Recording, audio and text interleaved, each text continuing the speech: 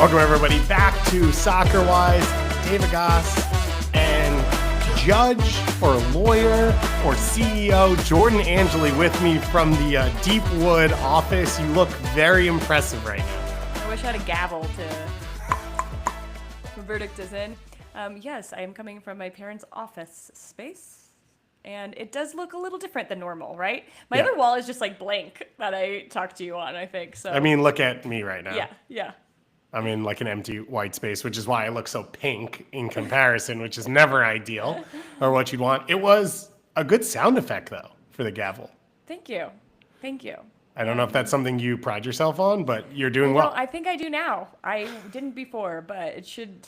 I'll just add it to my list of really great skills that I have. Musical theater background? Oh, gosh. That's a whole nother rabbit hole. Yeah, Whoa. I wanted to be an actor when I was growing up, like very badly. Interesting. How late into life did this go? Just through elementary school because my mom would shuttle me around all these things. And she was like, you got to choose. You want to do soccer or you want to be an actress? And I was like, ugh, fine, I'll do soccer. That is... But so you could have done both if your mom hadn't made you decide, is what you're saying. I should have acted like I was a 16-year-old and just driven myself around.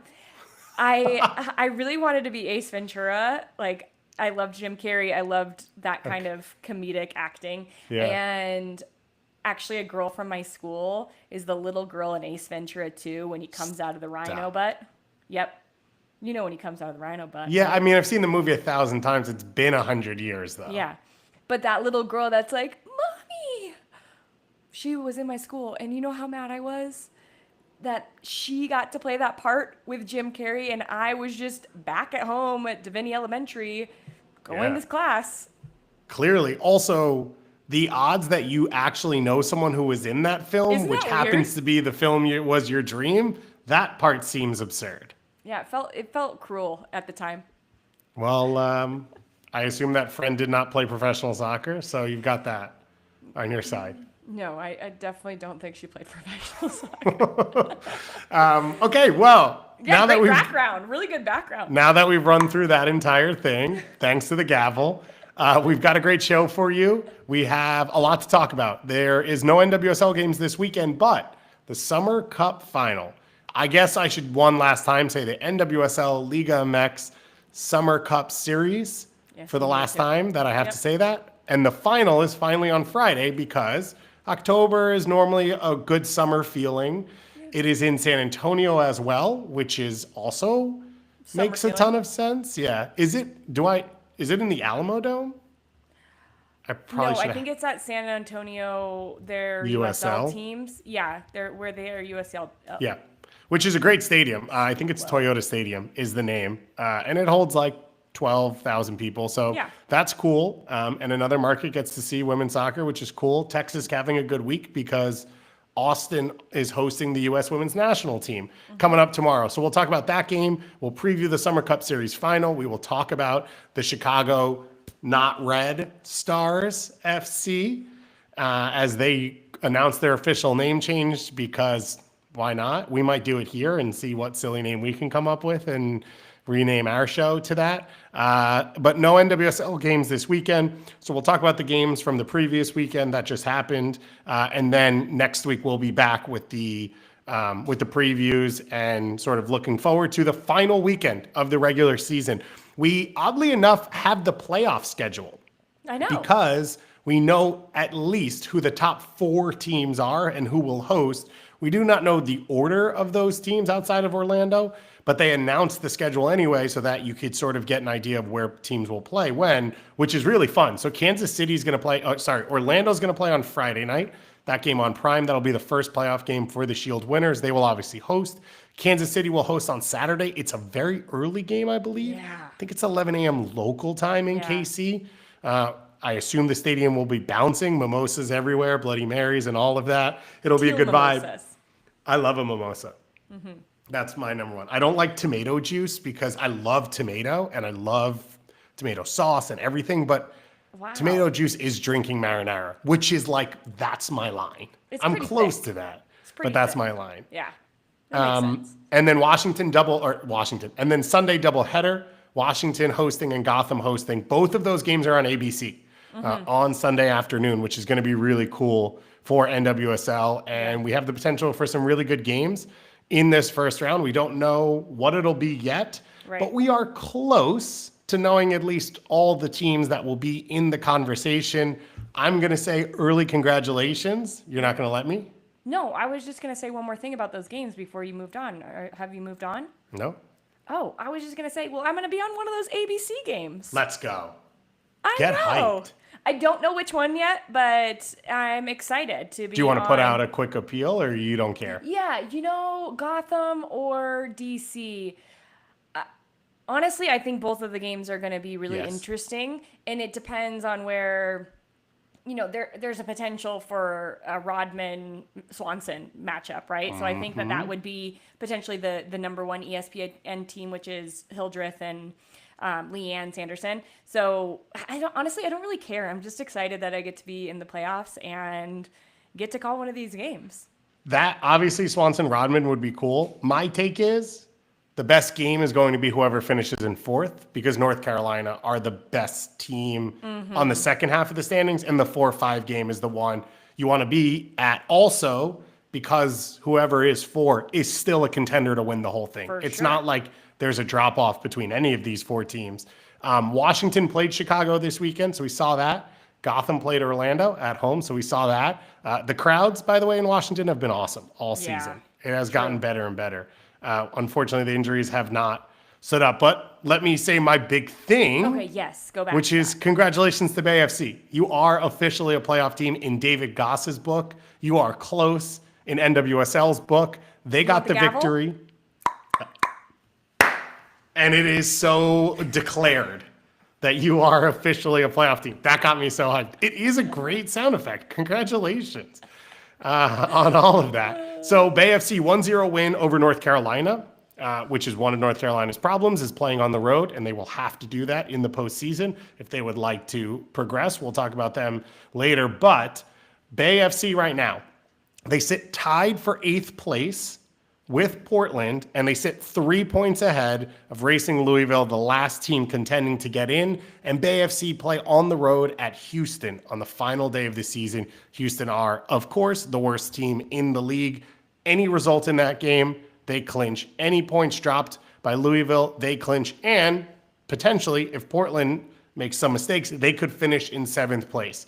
But here's the big stat.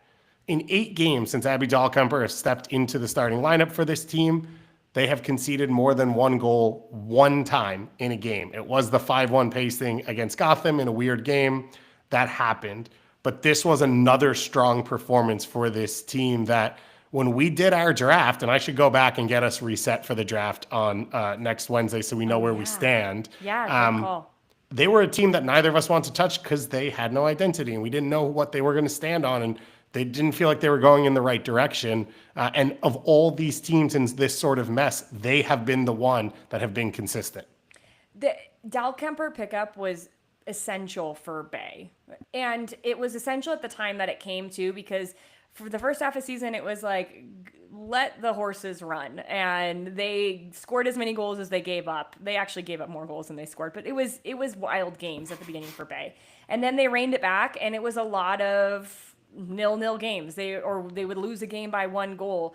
But then when they bring in Dahlkemper, and then they sat in a little bit more of a double pivot with Dorian Bailey sitting next to Kiki Pickett in the build.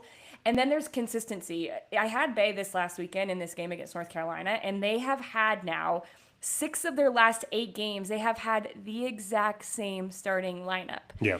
And that is massive, because this is a team where every single thing they do is new. Everything they do.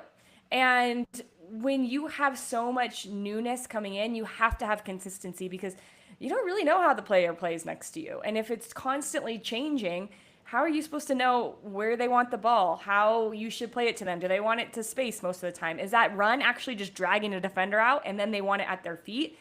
Hence Asisat Oshuala and how much more she's been involved in the games.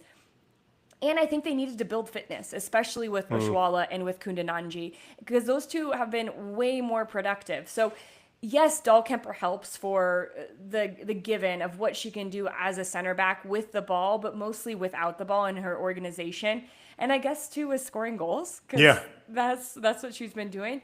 But I think a lot of it is just they know each other now, and they have honed into a style of play that is a little bit more pragmatic. It still has the flair of keeping the ball like Albertine Montoya wants to, but they also know that they can beat teams in transition, and so they try to utilize that. So I think it is a much more well-rounded team, and I agree.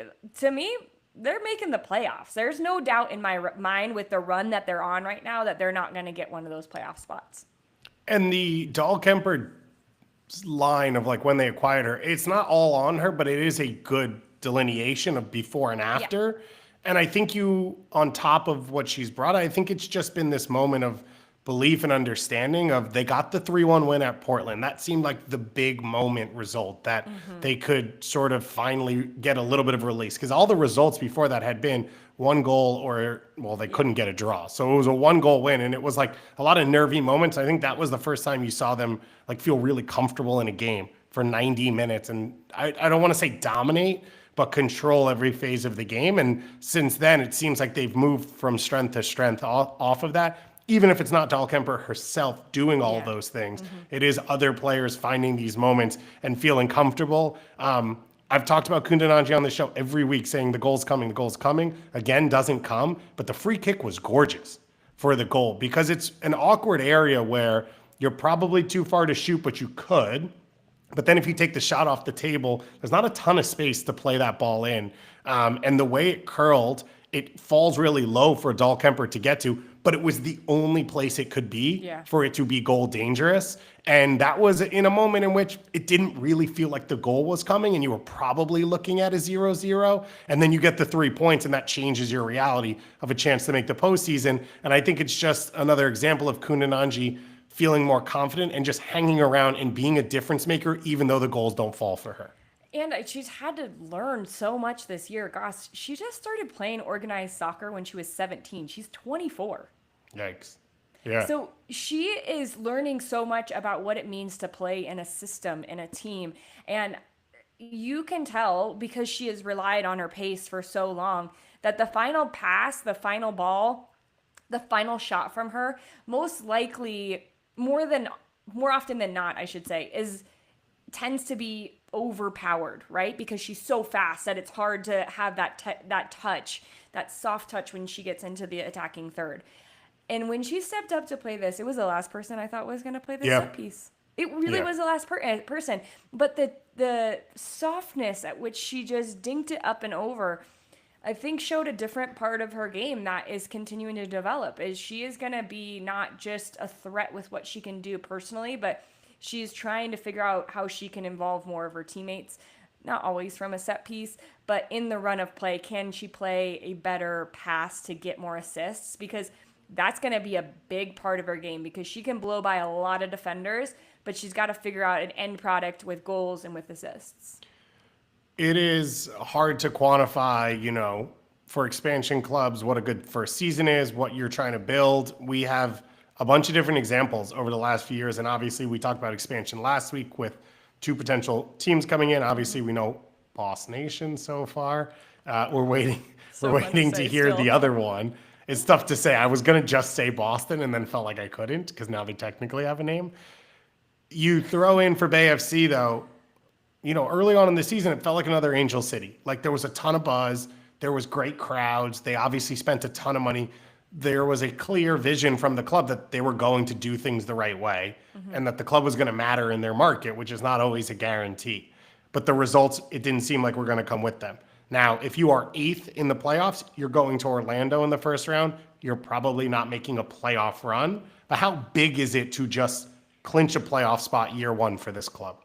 Massive, I think, because of the standard that they set in coming in with the big expansion fee that they paid. And I just feel like there is a lot of expectations when you have 4 players who are your founding players and they're World Cup champions and Olympians, and there is a standard that has been set that you better be winners on the field.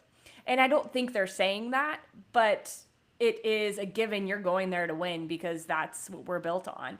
So it's really massive. And I would just say if they finish 8th and they go to Orlando, they only lost to Orlando 1-0 in Orlando in the middle of the year. So this was before they were even playing as well as they are. And both times, actually, they lost home and away to Orlando. Because the one recently was Bandis sort of scored against the run of play a little bit. Yeah, I thought I thought Bay was a better team in that game. So I don't know, especially with the form that Orlando's in. Yeah, it's a one-game knockout. You might want the 8th spot. And if you are a team that has belief in your defensive structure, it's a one-game knockout. You assume game styles a little bit, they'll sit even deeper than they have and try and hold the game, but Hawking looks dangerous right now in transition and confident. We talked about Kunananchi, Oshoala. So there's a lot of talent there, and there's a lot of opportunity. Real quick on the other side, North Carolina, we sort of know the story. Great at home, struggle on the road. Caroline, though, got the start in this one. You mentioned you were on the game. What were your thoughts of what you saw from her?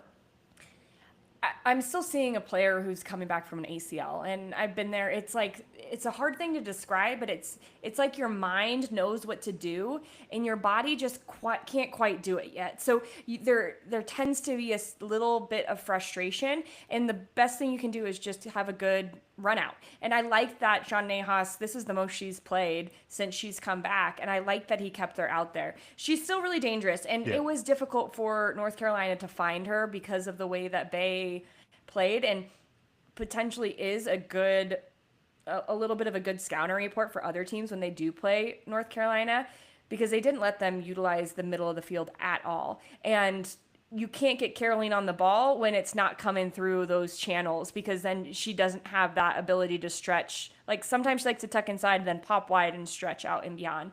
So I don't think she was as effective as she can be. But I think what you're excited about is she got touches. She got to play, I think, around 75 minutes. I can't remember off the top of my head.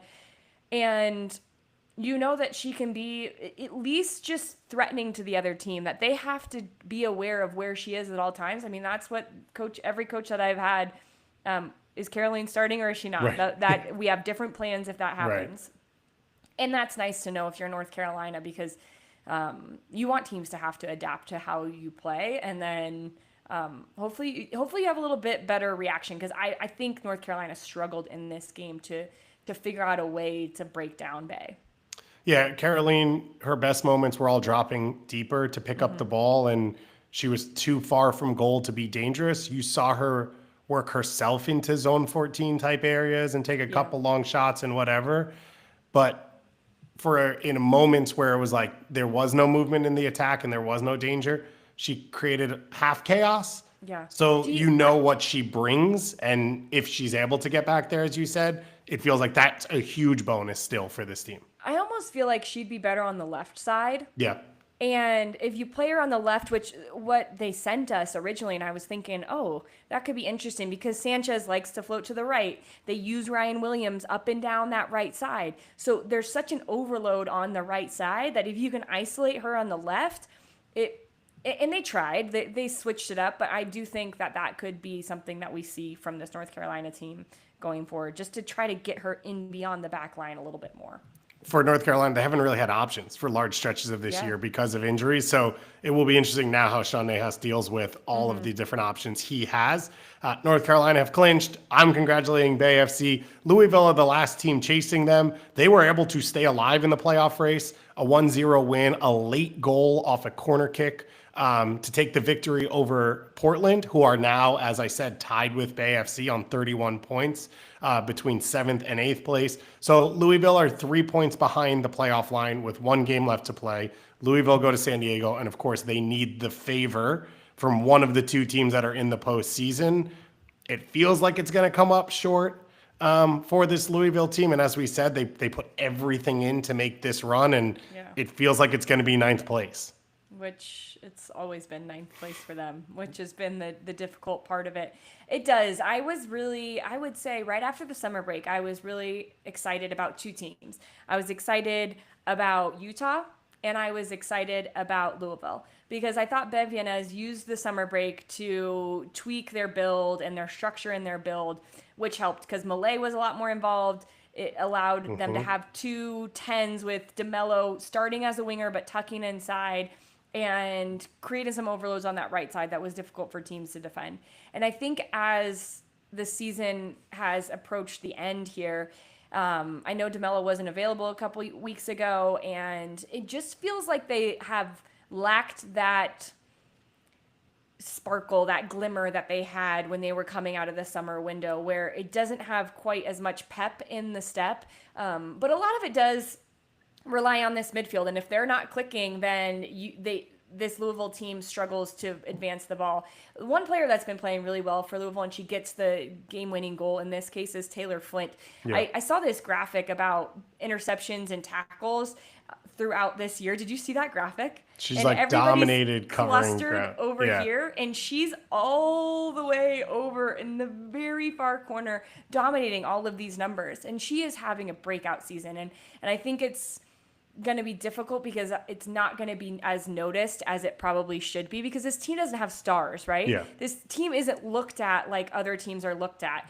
And I just want to say, I do feel like if Louisville find their way and they get a result and they find themselves into the playoffs, Taylor Flint better get her kudos, because she has helped this team stabilize their midfield and really help them play as a deep-lying playmaker at times too, which I think has worked a lot of the times. They just need it to work one more time before they get into the playoffs.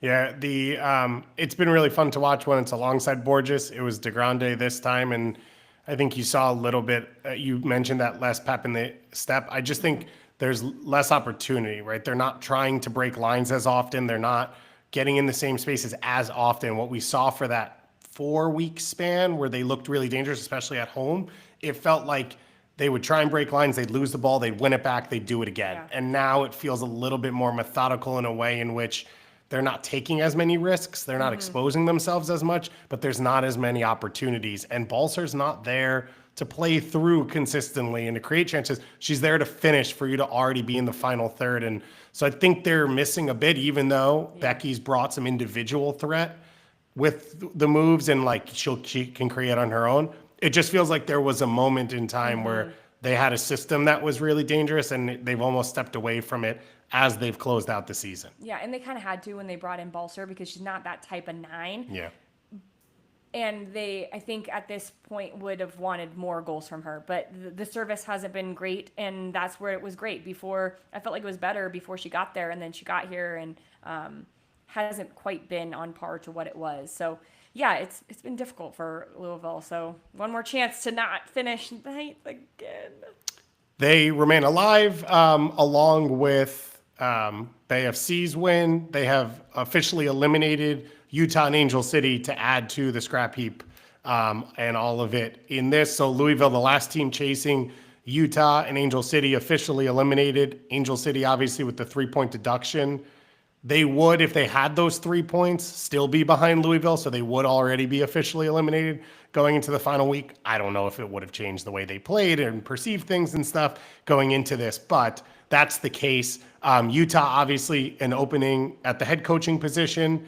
I think we are both expecting, or I don't want to speak for you, that Jimmy Conrads will be the one officially named coach after the job he's done as interim. And you'd assume if you're Utah and that's what you're going to do, you're going to try and do it pretty soon. Yeah, well, I saw a tweet today from Utah about we're announcing something tomorrow. And I would, earlier this morning, I saw something about it.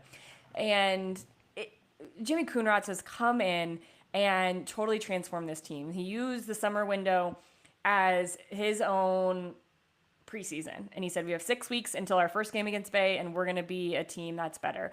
They have scored more goals in 8 games than they did in the first 17 games of season. They have given up less goals. They have more points than that time. Well, they didn't have very many points in that part of the year. But more than anything, they have a philosophy. And every player on that team knows exactly how they want to play. They've brought in some game changers like Tanaka and Zornoza and Chloe Lacasse. But they've also built up the players that they've had. And this is my favorite team to watch. And I am bummed that they got... It is. I know it is. And everybody at Vista, where I call games, was like, you love Utah. And I'm like, I do. I love their energy. I love their tenacity. It feels like they can problem solve, and it feels like they're just getting started. And I was just bummed when they got knocked out by Bay. Yeah. I was so happy for Bay, but also just bummed that they were knocked out because the way that they're playing right now, if they would have made the playoffs, you know how this goes, Goss, right? If you're peaking at the right time, nobody wants to play you. And I think that they were there. If they would have won a couple more of those games right out of the summer window, I think it was the San Diego game that they lost that would have been the one that was really big. I think it would have been different for them, but they were just 2 games too late. But what he has done, he is so. I wish you could be on these calls that we have with him. His ability to talk about the games. He says he watches the games back 7 times. Yikes. To do his work, and we talked about that on air, so that's been discussed. It's incredible what he's done, and if that's not the announcement tomorrow, then I'm calling up every other team in NWSL who needs a coach and say hire this guy because he's amazing. But I would imagine Utah's going to make it official because he's been great. So Utah getting ready to announce that. Before we talk top of the standings, I saw this fun fact someone posted on social media, and I thought it was interesting. So the gap between 4th and 5th place in NWSL, which is right now KC to North Carolina, right? Yeah. The 4 home teams is 13 points. That was the whole thing last year. That was there. That's the fun fact. And what I thought of it in this because even the gap from Bay FC and Portland on 31 to Houston on 20 is almost the same as what the entire league was last year. Yeah. From San Diego in first place to Chicago in last place. It is a totally different league. And it's not just expansion because it's not just adding 2 teams, especially because one's potentially going to make the playoffs and is in there. When you heard that first, what did you think about like what that means for the league? That's crazy. That's a crazy stat, and I'm glad you brought that up. I think it means that the league is developing. I think this year more than other years, Goss, and you can speak to this too, I feel like we see teams with true identities and true ability to say, this is our style. We have true principles in the way that we want to play, but every game is going to have little tweaks that the opponent is maybe not going to be expecting. And when you start to get into that type of football, I think you start to separate yourself. But also, on top of that, there was 2 more international spots for every single team. And the internationals have torn this league up. Banda, Shawinga, and Bay is even going to rely on those internationals, right, if they make it into the playoffs. And that's going to be a big part of their story. I feel like this league is growing. I would like a little less parity, but one of the things that I think we talk about every single week with coaches is it doesn't matter what game you go into, like you don't know what the result is going to be. And that's what makes this league great. And I hope that even if there is this wide range of points at the end of the season, that there's still that feeling that no game is a gimme, because I do think that's what differentiates this league from every other league in the world. Yeah, I would add in, I think some of the off-field stuff is affected here. I think depth is a big one, and the 2 international spots is a huge part of that. I also think the off-field stuff has created a recruiting win that a Gotham and a Washington and a KC and now Orlando are getting to, where we saw a ton of injuries across those teams, and yet they were still able to maintain performances. And I think part of that has to do with the depth they've recruited. I think part of that has to do with the off-field stuff, medical, back of house training, all of that. And then on the KC side, Washington as well, some of it has to do with atmosphere and environment. Yeah. And it can spur you to results even when you're not at your best. Yeah. And the coaches have gotten better, right? Juan Carlos Amaros, like just those coaches that coaches for the teams that Jonathan Heraldez coming in. Yeah, helps. Jonathan Heraldez. Yeah, Vlatko Ananovsky now back in the club game. Seb Hines has established himself as the coach of the year. I think that there is a place here. Sean Nahas is an excellent coach. With the true style and identity. I think that is one of the things that we've seen over the last couple of years have a major overhaul, and it's continuing to make this league better, because even though it is still, and it probably always will be, a very athletic league, and it will be transitional, the transitional league it is now is a little bit more football focused. Yeah. It is like absurd to say that North Carolina finishing where they are firmly in that 5th spot without Caroline for the whole year. Like that doesn't really seem possible in past years to say like, oh, an MVP's out and we're still going to continue performances. It goes to the depth. It goes to the quality in the league. Speaking of that, Orlando brought back in their best team once again. They lost for the 2nd time in a row, this time to Gotham. Another strong performance for Gotham. Jess Carter gets the start at center back because of some injuries. We're going to talk about the Gotham team in a minute because they're in that Summer Cup final, and their depth will be tested to the extreme in this one against Kansas City coming up. But for Orlando City, they go back to their full team. They lose 3-1. The lone goal for them is the penalty kick that Banda is able to draw against Hyatt sort of towards the end of the first half. Orlando now losing 2 in a row. Jordan, does this make you think at all? Does this worry you? Like, what do you make of the way they need to close this season? Well, they lose 2 in a row, but they give up 5 goals. And before that, Goss, I want to say they were at 13 goals against. Right, because they had gone undefeated, or they shutout streak for 600 minutes. Yeah, they barely gave up any goals. They almost gave up half of the goals that they had given up before in 2 games, right? 5 goals in that time. I don't know what's going on with Orlando. I think a week ago I was thinking it was a little bit of, just the coming down from a high, a little bit of a hangover. But for them, they finish at home, and it's a good, right? They finish at home? I think. Yeah, they finish against Seattle at home. Yeah, and that's a great game because Seattle's going to be aggressive, wanting to end their season correctly against an Orlando team who has had the best year in NWSL history. So they're going to be aggressive, this Seattle team. I think there's going to be opportunity for Orlando to get back on the right track with a team that's a little bit more stretched out and try to get after them there.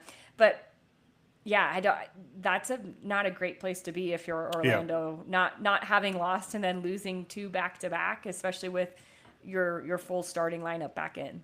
They've clearly let go of the rope a little. Your hope is the 3 games with the international break is enough time to wake up and have 2 weeks now going into the postseason to train this week, get a game next week, and then you host that game against the 8 seed, which should be the easiest first game that by the end of that, you're back into your peak form.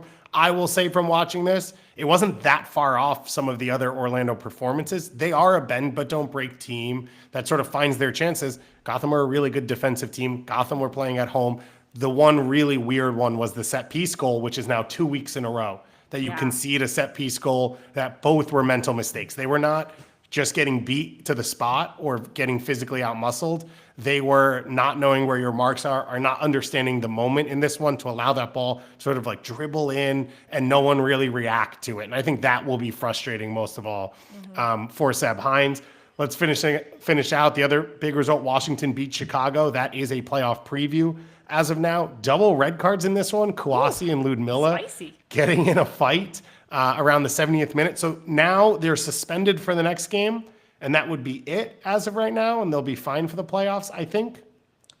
Probably should have looked this up better. That's the red card, but I don't know if it gets elevated. Because, it could get elevated because of violent conduct, I would think. I have not heard if it is, but it's just a 1-game suspension. And hopefully if it gets for both elevated, of those teams, they can't afford for it to be a 2-game suspension. Not at all. No, that would be, I think it would be catastrophic for Chicago. With the way health has been for Washington, it might be as well. Stainbrook scores in this one, the opener. So all 6 rookies on the Spirit have scored this year, which is absolutely ridiculous. They have now a midfield starting 3 of rookies and then rookies across the front line. Getting slightly healthier, though. Kruger gets the start in this one. Rodman comes off the bench once again. She had a second assist to help set up the second goal after the red cards. Still no Santos, which I think is pretty worrying for this team. I would say with the group they have, if you add Santos or Sarr back in and you assume by the time you get to the playoffs, Rodman is fully healthy, they can contend with anyone with the group that they have, but they need one of those 2 to come back. The attack, fine against Chicago, that's a totally different game. You're dominating the ball in that game. You're playing in your attacking third for most of that game. that's different than any other team's going to play you. So I think it was a good weekend for Washington, but you still need to take another step to contend with the other top 3 teams in this league. I've been really impressed with Washington over the last 2 weekends after that loss in Orlando where they looked not like themselves, and they come back and they win 2 games. It felt like to me, with the Andy Sullivan injury and all of the injuries that they had, that there was some real grit about this team that I don't know if we had seen that before in this season, because they haven't had to do that. They've had the availability of their stars, and they have a lot of stars on that team. Now without them and with players out, I think these last 2 performances, if I'm playing on that team, I would glean a lot of confidence from those types of games, knowing that they should trust what's going on there, because they are finding ways to win without some of their real key pieces. They finished this season on the road against North Carolina. And reminder, so the 3 teams in the standings, they are all right next to each other on points behind Orlando. So all of them are fighting for the potential to host a semifinal. So Washington on 53 points, Gotham on 53 points, and KC Current on 52 points. We did have a question from Ridiculous Reefing, not refereeing, Reefing, who says, what's the tiebreaker? Goal differential is the first tiebreaker. And then after that, I believe you go to total wins. So on goal differential, Washington plus 22, Gotham plus 18 because they didn't score any goals for the first half of the year, and KC plus 24 because they didn't defend anyone for the first half of the year but scored a ton of goals. So that could come into play as you get into this final weekend, and it could be super interesting.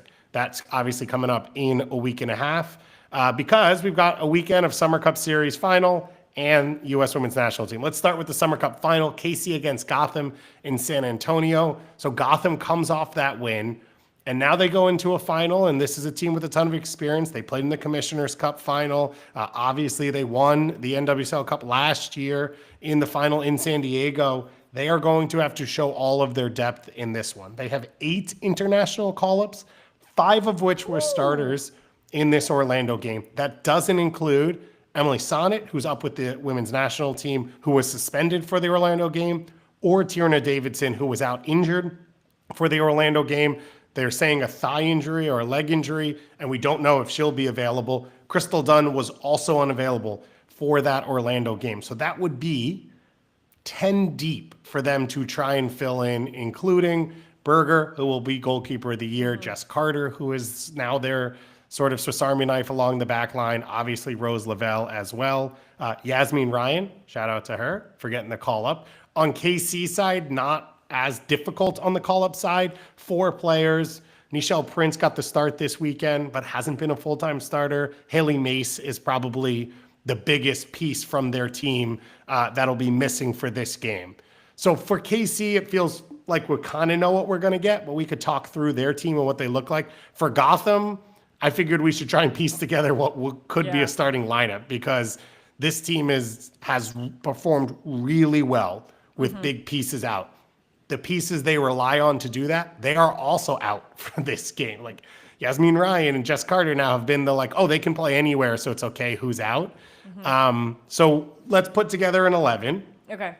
We'll start in the back, so no Berger. We assume Cassie Miller gets the start? Yeah, I think so. And Michelle Betos will be their option as a backup. And I don't know. You don't know how this game is going to go, but I think Betos, with all her experience, she's pretty. I can't remember. I felt like she's pretty good in penalties. So there could be an option where we see both of these goalkeepers. And really, that's the place that they are most deep when it comes to who they have available potentially in this game. Well, Berger didn't start the year with them, so they had starting goalkeeper quality players for them. Along the back line, we assume they'll stay in a 4-3-3. You're missing Sonnet, Davidson, Jess Carter as center back options. Hyatt got the start this weekend, so you assume she... And you're missing Neiswanger, too. And you're missing Neiswanger. Yes, very good. Yeah. So what would be your guess at the back 4 here? I would assume Brunina gets a start. Yeah. I think Brunina would most likely start on the right side. You have Hyatt and Matane, who could play as central defenders.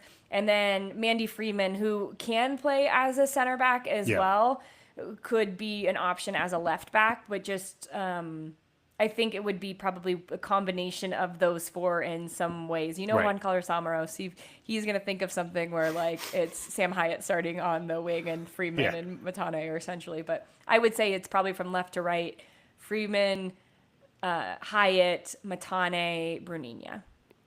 Freeman will probably start at center forward, and Esther will play at center back for this game. The one strength here is Martin and Sheehan are both available, so that's your central midfield that you have locked down. Rose Lavelle unavailable. We assume it'll be Mikhail Zabroni getting the start at that 10 spot, which again hasn't been a starter coming off the injury, coming back into this year, but you're talking about a ton of experience at that position and a ton of experience playing in big games. And then the front three is a pretty big hit. We don't know what the availability of Crystal Dunn. She was excused, I believe, from the match this weekend, so we don't know if she'll be available. Esther is available, which is huge for this team that she didn't get called up and pulled into the Spain group because that would have put them really behind the 8 ball. Ella Stevens will get a start on one of the wings, and then the debate is the other wing. Who would you put there? Let me say it that way. I know Taryn Torres is an option. Yep. I would probably... Cece Kaiser is another one. Yeah, I think he would probably start Cece Kaiser. Torres could also play as an outside back, and he could play one of those players in the, Freeman in the center back role. I would say Kaiser, Esther, and Stevens. It is. It's a team that could win, right? It's a team that has a World Cup winner on the field. It's a team that has some high-level players, central midfield, some veterans as well, some young talents in Bruninia. It is, though, like we are talking the second 11 of this team up against Shawinga and Labonta and Alana Cook, like against KC starters. Do you think this group has a chance? Of course, they're going to have a chance because everybody knows the system. And I think that is one of the strengths of Juan Carlos Samaros is how he has taught the system to the group. And he does fiddle with the starting lineup. He did it all last year. He continues to do it this year. They have a chance, but I think the depth is going to be a big issue because we don't know, as we said, the status of Davidson, of Dunn, and there was one other person I can't remember what you said at the beginning. Right now, we have one field player on the bench, right? And it would be Taryn Torres. We don't know who's filling out the bench for them. I would imagine some national team replacement players. But with that case, you're now talking about utilizing the depth of your team in moments that are going to be really crucial because there's going to be subs made. And a lot of these players haven't played 90 minutes. That's going to ask a lot of them to play 90 in a big game against a Kansas City team who is high flying and is going to make them defend a lot. It's obviously for this Gotham team, as you said, they fiddled with the lineup a ton. It was rotated groups that got them here via the Summer Cup, but it's a different challenge to do that in group stage and to do that against an Angel City in a neutral site than to do that against, this top Kansas City team. And as I said, a lot of the players that they leaned on as the backup options, like Brian and Carter and even Diaz unavailable for this one. So like they are deep down in their group, but they've put together some really strong performances. For Kansas City, this San Diego game this weekend felt like a return to the way they started the year. And obviously San Diego are not a playoff team. They have a little bit different to play for, but it felt, I think, really good to see this group be fast paced and play in transition and, try and cut passes against the grain and open up with runs and play the extra pass and have runners making runs on the far post for tap-ins. Like it felt very the first 2 months. And so to complete that with a trophy lift here would be just the perfect way to go into the postseason for this group. And Kansas City has a better chance of potentially not having to start all of their starters and bringing in a player like Shawinga from half or late in the game, or starting her and not playing her that much, right? Trying to get up ahead and then just rely on your defense. So I think they have a little bit more leeway about what they can, how they can play. I know, I could see a player like Kristen Hamilton starting. I know a couple weeks ago she was injured. I don't know her injury status as of now, But if you start her at the 9 instead of having Nichelle Prince up there, I don't think they mess with Bia at this time of the season, knowing that these injuries that she's had all year, the one thing you want is for her to be available during the playoffs. But they also can play Dabinia in the 9 and bring in Jericho in the center of midfield to play, a player that they brought in the summer window. So I think they have a little bit, their depth has more bite to it than Gotham's 1-2 players on the bench that we know of right now. I think that's where the game is going to be won, is who's going to be able to finish out this game. Michelle Cooper got a goal this weekend. That was nice to see, just to see her like strike it with confidence. That ball rolls out to her, immediately strikes it. That's what you want to see.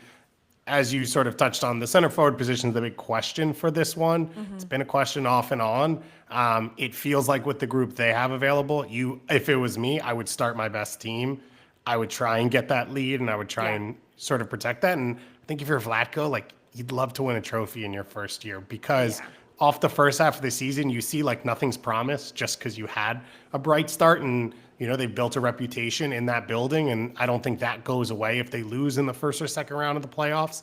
But to have a trophy in your back pocket to go into the postseason with, I think would feel really good for this group to sort of say, like, we accomplished something in 2024 and we walk away with it. You've got the Golden Boot winner as well. Like, there's a lot of positives in there if you're able to win this thing. So this is going to be Friday night match for this one, the Summer Cup Series final, and we'll be back next week to review it all, recap it all. I will have my weekend recap as well coming out probably Monday morning to talk about a bunch of this as well, so you can go there. We've got 2 big stories to finish out on. One, U.S. Women's National Team are playing. The other one is Chicago has a new name. Chicago Red Stars are no longer. Take the red out. They are Chicago Stars FC. I read through a lot of the articles about this. I still don't really understand. It sort of just feels like a owner bought something new and just wants it to be different than what it was. And this is an easy way to do it out the gates. The Chicago Red Stars name was chosen back in 2008. It has survived multiple leagues. They are one of the originators in NWSL, one of the longest running teams in North America as well on the women's soccer side. And it was fan voted back then originally. And they talked about it in the release for this. Players had input. They talked to fans, ownership. In the end, it's a slight change and not a big change. But it feels like the need probably for an ownership group, especially with some of the history the last few years, dealing with the scandals that they've dealt with and, everything that came out of the Yates report, to sort of move forward and to move forward in sort of a middle ground of not super different. I will say I like the logos. They're very like 70s vibe. It looks like the NASL logo kind of to me, which I'm not against. So I don't mind that. It felt unnecessary, but I don't own the team, so what does it matter? Yeah, it came out of left field. I feel like I wasn't expecting this to happen. I like the Red Stars because it's an ode to their flag, and it had real meaning to it, and I liked that. I think it stamped them in the city of Chicago, and that, to me, I think is one of the big pillars of choosing a name when you're choosing a team name. I don't mind the Stars. I just think, like, why do we all have to be FC? Like, was that the reason that they changed, just so they could be another FC? Because that has been the push, over the last 10 years in soccer here in the States. So to me, I feel like it was more that we got to get that FC on the name. And to get the FC, we better just change it all up. Got to be legitimate, so therefore it has to say football, because that's what they say, Right. Do you use soccer and football interchangeably? Because I do. I do as well. I've used football less often than I used to. It normally comes up when I talk about a person, like a footballer. Yeah. And that. Otherwise, I use soccer fairly often, unless I'm with other people. I get asked, I'm sure you get asked about it a bunch, because we broadcast and like it has to be natural and whatever. I'm of the feeling that you can tell when someone's natural and someone's not, and like just use what comes naturally. And so when people use, like when you hear the former NFL player who wants to prove they're the biggest fan, so they use football all the time, and you're like, you're saying it a lot. You've said it like 6 times in the last sentence. You don't need to use it that often. And we see it from a lot of owners and like people who are not in the sports world using it. But I will, for the most part, now use soccer. Yeah. To me, it's interchangeable. I think Chicago Stars would have been fine too. Yeah. Like that would have been You don't fine. need the FC to add to it. Yeah. I don't disagree with you on that one.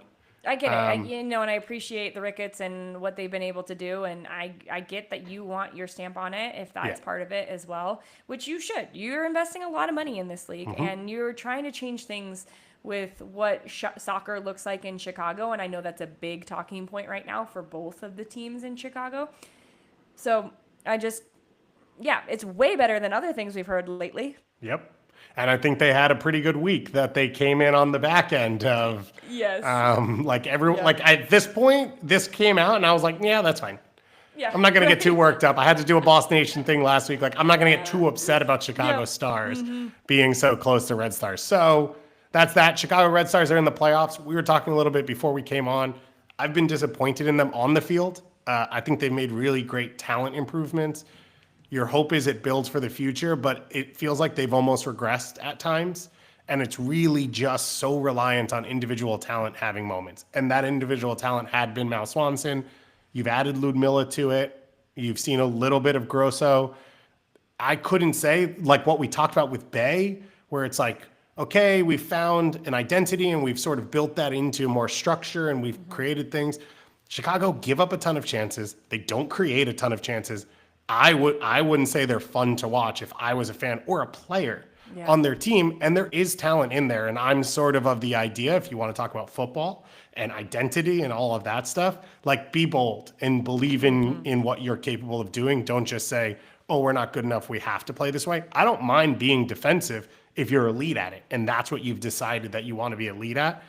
They have not really decided that. They just refuse to take possession of games. And so I think they've been frustrating down the stretch. I would be surprised if they upset someone in the postseason, but also they're probably going to have the best player on the field in every postseason game. You're relying on Mal Swanson, which I'm pretty sure she's only scored 1 goal since the summer break, where she went into that summer break, into the Olympics. She scored 4 goals in their last 4 games. So she was on this really good spell, which is probably why she was on a really good spell during the Olympics and scored some massive goals. But since then, it hasn't come as easily for her. And you wish it was that. So in this last game of season, I know that they're going to do their best to try to get Mel Swanson on the score sheet. But Ludmilla has been a big part of that too. And they're going to hope that she's available for that game come the playoffs. But yeah, it's very defensive. I think I called one game of theirs in the last few weekends, and it was that Chicago game where they gave up. Their XG against was almost 4. Almost 4. It was the highest XG for a team since they started taking this stat, where a team had not scored a goal. So San Diego was creating so much, and Chicago. You said the Chicago game, and I was waiting for you to say who they were playing. Oh, sorry, they were playing San Diego, and San Diego I remember that game. Ended up losing the game 1-0, and that is, I don't know the sustainability of a tactic like that. Yeah. They're hoping that Mal Swanson gets it going in international duty. Great transition for us. The U.S. Women's National Team. They face Iceland on Thursday night and on Sunday in Austin and then in Nashville. And then they face Argentina next Wednesday at Lynn Family Stadium in Louisville. Games. It is a lot of games. It is odd to have 2 against 1 opponent in one international break, and then you bring Argentina in for that game. You'd assume it would just be the 2. And it's odd also because you're not really building towards anything now, where pre-Olympics, it was like, we have to get our games in. But Emma Hayes has brought an extended roster. You would assume that there will be pretty heavy minutes limits on some players. And you might even see players, I think, go home after the first game or 2 and let that third game be an opportunity for a lot of the young players who have brought in. Most of the gold medal winners are there. It's going to be Kelly O'Hara's send-off as well with her retirement, and it's going to be an opportunity to celebrate the gold medal. So if you are in any of these markets, I would say definitely go to these games. I don't know why you need me to tell you that. And if you're in the area, I would travel to go to these games because it's sort of a once-in-a-lifetime experience to help celebrate those teams. And I think there are going to be some really cool atmospheres. There are 6 uncapped players, I believe, who have been called in. And then there are a few other players that, like Hal Hirschfeld and Emily Sams, who are around the Olympic team, but were not on the Olympic team. Those are the ones I want to talk about because I think we kind of feel set with like what the best 11 is when healthy and what these teams are. But Emma Hayes has talked a lot about progressing the team, building the player pool. She said we could field 2 teams competitively in most internationals. I believe they're going to have a camp coming up for overlooked players and players who are not a part of the national team, because what we saw in the past was you get an established group and no one ever breaks in and there's not really enough flow and movement to it.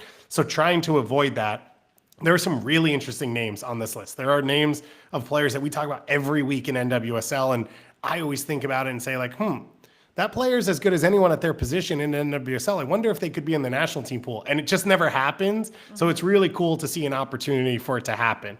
Some of the players, Emily Sams, who was obviously an alternate, and Hal Hirschfeld that I said. Olivia Moultrie is a part of this group. Alyssa Melanson's a part of this group. Yasmin Ryan, Emma Sears, who will get an opportunity next week to maybe play at home in Louisville for the national team. Haley Mace, who, as we said, unavailable for KC, are part of this group. And Eva Gaetano, who's a 21-year-old. Yep, Gaetano. Who's a 21-year-old center back at PSG, getting her first opportunity with the national team as well.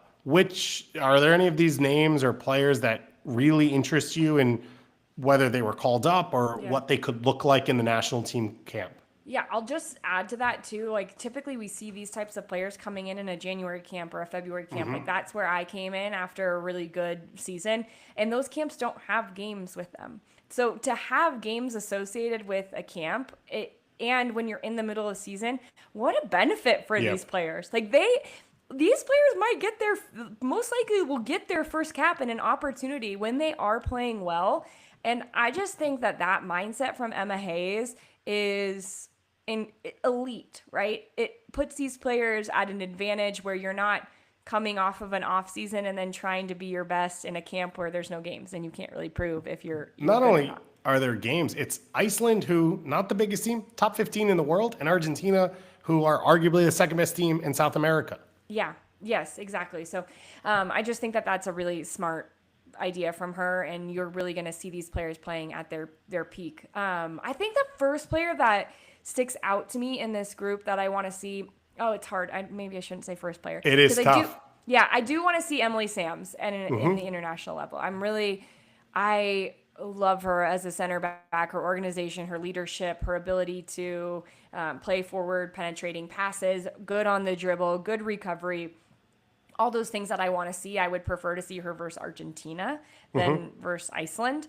But also that game is on a Wednesday and they have games that weekend, and who knows how many minutes a lot of those players are going to get on that Wednesday game. The next player that I am excited about, Goss, is Olivia Moultrie. Yeah. Because I think Olivia Moultrie has a really good future with not only as a professional, but she's still so young, still a teenager, is moldable and wants to get better. So I think whatever comes out of this camp, she's going to utilize it to continue to get better. And I think it'll be really beneficial for her in what's next, what she does next year. Because the next year for Olivia Moultrie, I feel like is going to be a breakout year for her, because this Portland team this year has not been great.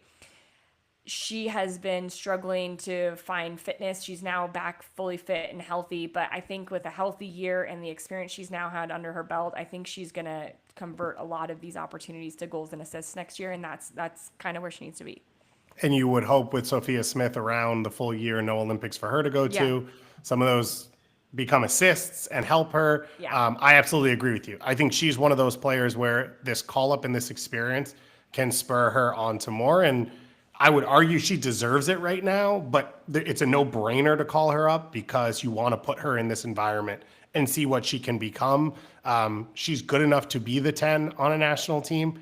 It would be interesting as the time went along, if other players are playing in there, if you put her on a quote-unquote wing and have her come inside and attack a little bit, or as she gets physically more developed, can you drop her a little deeper and have sort of an 8/10 alongside a true 10 in opportunities where you know you're going to dominate the game or you want to create chances or whatever.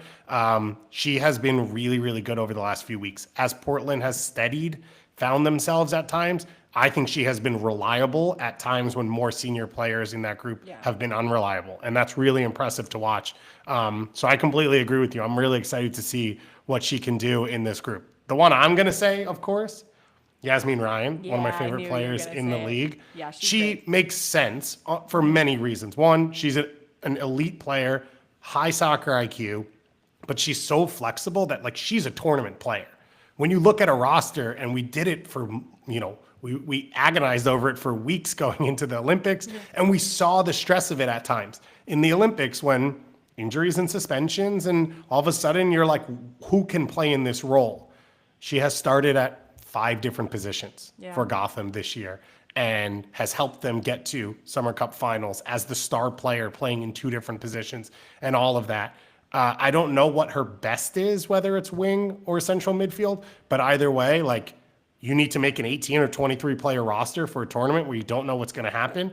That's the dream player that you have in a group like that. And I think she's good enough because one of the things that I see with Gotham is she's able to play off other players' talent really well. And so like if she's on a field with a Rodman and a Smith attacking defenders, she's going to understand where to find her gaps and how to link up play, but then also take advantage. And so I'm excited that she got a call up for this because she, again, is one of those players where you watch every week and you're like, she's good. I just don't know how you get into the pool. And Emma Hayes clearly was watching. Yeah, she's absolutely good enough, Goss. The next thing, and maybe this will be the trigger for her to develop this side of her game, is she can't get lost in games. I think that's Ryan's biggest weakness is her inconsistency within the run of play. Is sometimes you're like, is she even out there? Because when she is in the game and she is getting on the ball, that Gotham team is way different. And so sometimes you just need a little spark and an introduction to what the next level is going to be. And you can say, oh, well, I know I play against Rodman, but look at Rodman. She's always involved. Mal Swanson, always involved. And so then you're there and you're seeing it firsthand. And maybe that Switch gets flipped. I always flip that one around. Switch gets flipped. Flipped on, yeah. And that's the moment for her, because if she figures that out, watch out. And that's part of where, for me, when you watch her, and I don't know, I don't know what Gotham will look like next year, so I don't know what her day-to-day reality will be. I think that's where I like her in central midfield more, because you can't turn off. You're always involved. You're always engaged, which is when she's out on the wing, that's when I feel like she floats more and sort of disappears from the game. So it'll be fascinating to watch. Can I say one more? Can I do one more? Oh, yeah. Yeah, you want to go first? Well, I think Hal Hirschfeld has a clear future in the national team, and 8 is a question mark. It's just a natural 8. And we saw over the course of the Olympics, different players can play in there, or you don't need one necessarily. But I think what Hal Hirschfeld naturally doesn't really exist in the national team right now. And so there's a clear step in for her.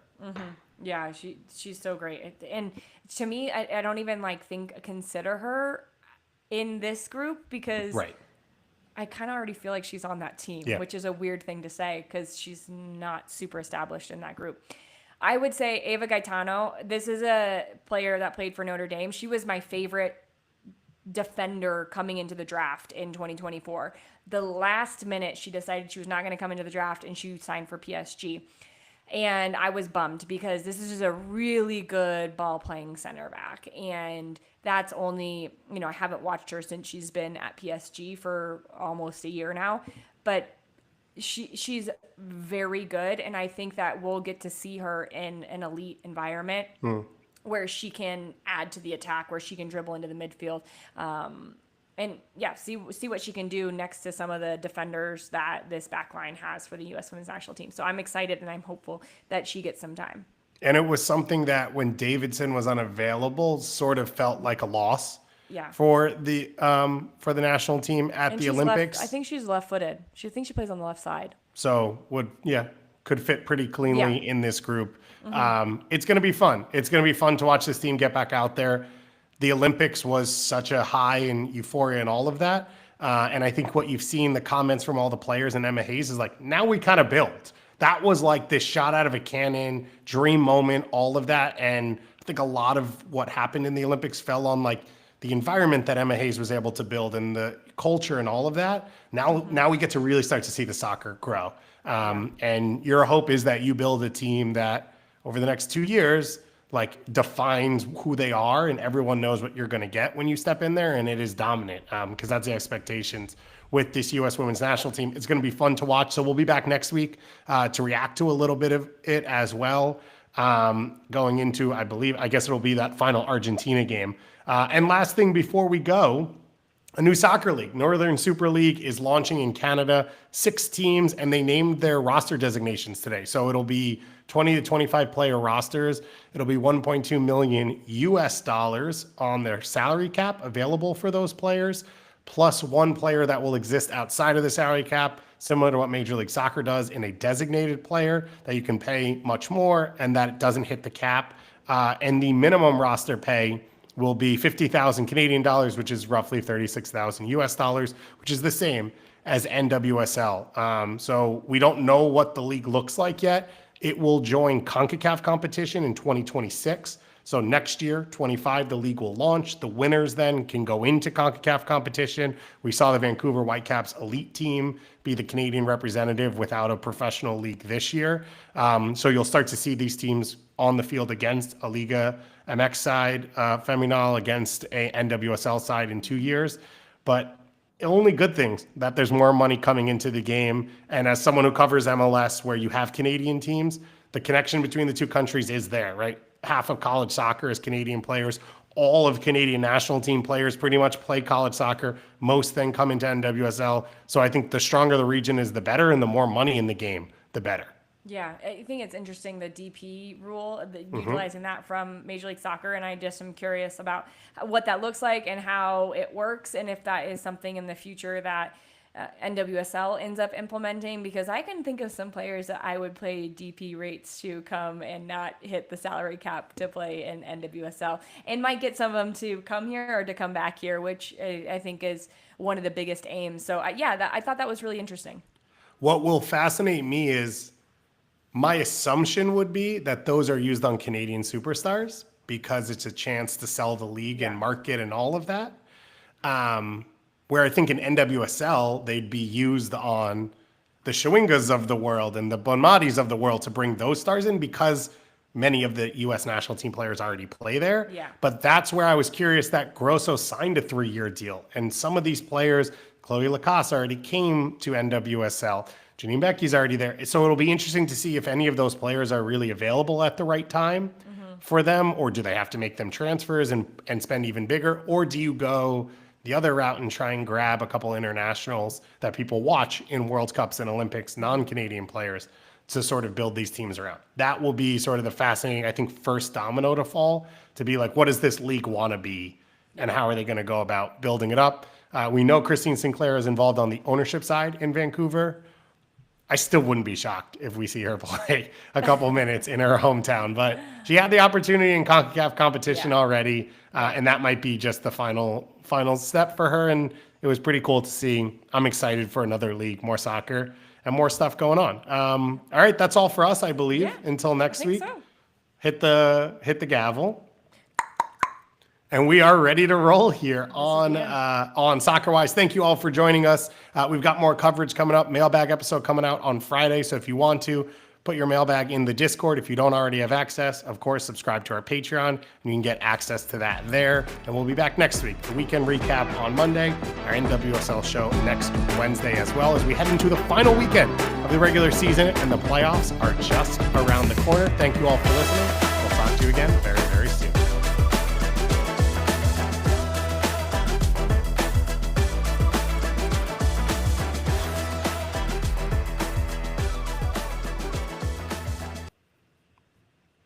All right. All right. Cool.